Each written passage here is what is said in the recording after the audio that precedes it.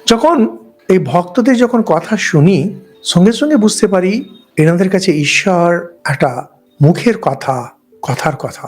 বিরক্তি লাগে, হ্যাঁ বিরক্তি লাগলে কি হবে, ভদ্রতার খাতির সহ্য করতে হয়। ঈশ্বরকে একবারে আপন ভাবে দেখতে হয়, যেখানে কোনো ইমোশন থাকবে না। কোনো একটু যদি ইমোশন থাকে, বুঝবেন এটা ঢংঢাং ঢপবাজি।